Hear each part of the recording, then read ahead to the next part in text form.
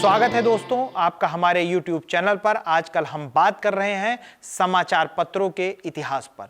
तो आज हम बात करेंगे कुछ अन्य समाचार पत्रों की, महत्वपूर्ण पत्रिकाएं और पत्रकार की। 1910 के बाद महात्मा गांधी ने भी कई पत्र निकाले। दक्षिण अफ्रीका में उन्होंने वेजिटेरियन नामक पत्र निकाला था और भारत में नवजीवन, हरिजन और यंग इंडिया नामक पत्रों का प्रकाशन शुरू किया। इस काल में अन्य महत्वपूर्ण अगर समाचार पत्रों को देखें तो 1925 में कृष्ण संदेश, जो कि लक्ष्मी नारायण गार्डे के संपादन में निकल रहा था। 1932 में हिंदुस्तान, 1937 में नव भारत टाइम्स, करमवीर पंडित माखनलाल चतुर्वेदी द्वारा खंडवा से करमवीर निकल रहा था।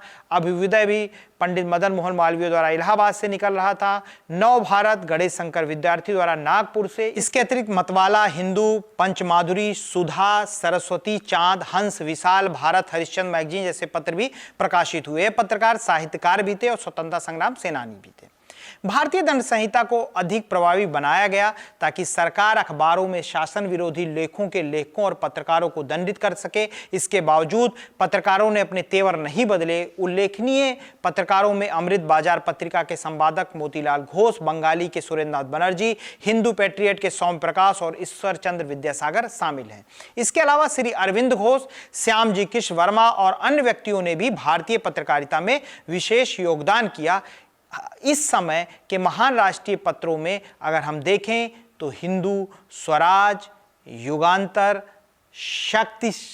शक्तिकाल, न्यू इंडिया और बहुत सारे समाचार पत्र जैसे विश्वमित्र। इसके अलावा हम देख सकते हैं राष्ट्रभूत के बाद हम वंदे मातरम को भी याद कर सकते हैं, देख सकते हैं।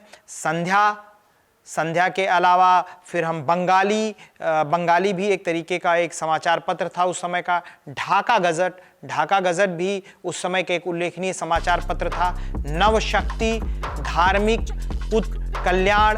और इन पत्रों का मुख्य जो अगर कथ्य हम देखें उसके बारे में बात करें कि किस तरीके की चीजें थी इसमें, तो ज्यादातर जो ये समाचार पत्र थे ये भारतीय राजनीति और देश की आजादी की भावना का प्रचार प्रसार कर रहे थे। इसके अलावा क्रांतिकारी गतिविधियों की सूचनाएं, राजनीतिक हत्याओं को उत्प्रेरित करना, विदेशों में प्रवासी भारतीयों से सहायता लेना, अध्यापकों, शिक्षकों और विद्यार्थियों को क्रांति के लिए तैयार करना, इन पत्रों और पत्रकारों ने भारतीय स्वतंत्रता आंदोलन को अभूतपूर्व सहायता प्रदान की। तो दोस्तों आज के लिए इतना ही। धन्यवाद। फिर मिलेंगे आगे की कड़ी में।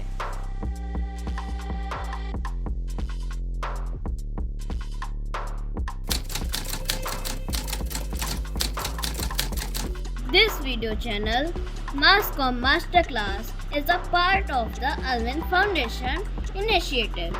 All income generated from this YouTube channel is dedicated to supporting the education of underprivileged children.